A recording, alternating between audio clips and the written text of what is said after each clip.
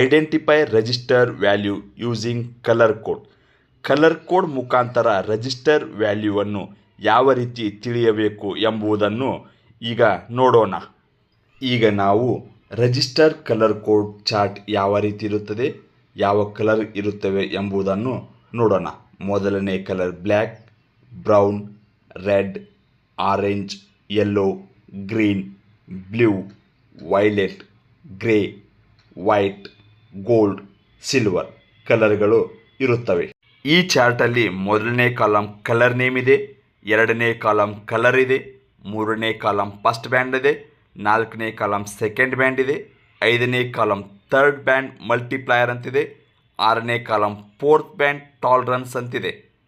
First band ಅಂದರೆ ರಿಜಿಸ್ಟರ್ನ ಮೊದಲನೇ colour, second band ಎಂದರೆ ರಿಜಿಸ್ಟರ್ನ ಎರಡನೇ ಕಲರ್, ಥರ್ಡ್ ಬ್ಯಾಂಡ್ ಮಲ್ಟಿಪ್ಲೈಯರ್ ಅಂದರೆ ರಿಜಿಸ್ಟರ್ನ ಮೂರನೇ ಕಲರ್ ಮತ್ತು ಫೋರ್ತ್ ಬ್ಯಾಂಡ್ ಟಾಲರೆನ್ಸ್ ಅಂದರೆ ರಿಜಿಸ್ಟರ್ನ ನಾಲ್ಕನೇ ಕಲರ್ ಆಗಿರುತ್ತದೆ.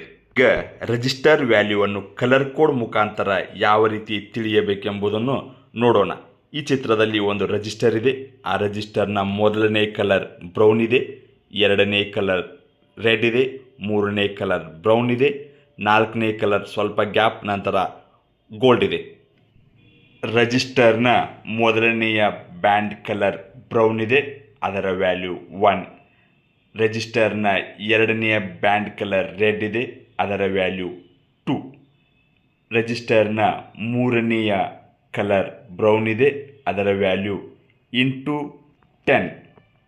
ನಾಲ್ಕನೆಯ ಕಲರ್ ಗೋಲ್ಡ್ ಇದೆ, ಟಾಲರೆನ್ಸ್ ±5% ಇದೆ. ಈಗ 1 to 12 into 10, 12 into 10 is equal to 120 ohms. ಈಗ ರಿಜಿಸ್ಟರ್ನ ವ್ಯಾಲ್ಯೂ 120 ohms ಮತ್ತು ಟಾಲರೆನ್ಸ್ ±5% ಆಗಿರುತ್ತದೆ. ಅದೇ ರೀತಿ ಮತ್ತೊಂದು ರಿಜಿಸ್ಟರ್ನ ವ್ಯಾಲ್ಯೂವನ್ನು ಕಂಡುಹಿಡಿಯೋಣ. ಮೊದಲನೇ ಕಲರ್ ಬ್ರೌನ್, ಎರಡನೇ ಕಲರ್ ಬ್ಲ್ಯಾಕ್, ಮೂರನೇ ಕಲರ್ ಬ್ರೌನ್, ನಾಲ್ಕನೇ ಕಲರ್ ಗೋಲ್ಡ್ ಇದೆ.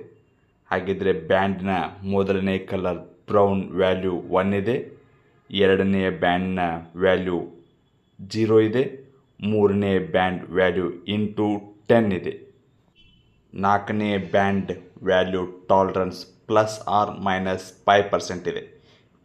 ಈಗ ವ್ಯಾಲ್ಯೂ 10 ಇಂಟು 10 100 ohms. ರಿಜಿಸ್ಟರ್ನ ವ್ಯಾಲ್ಯೂ 100 ohms ಮತ್ತು ಟಾಲರೆನ್ಸ್ ±5% ಆಗಿರುತ್ತದೆ.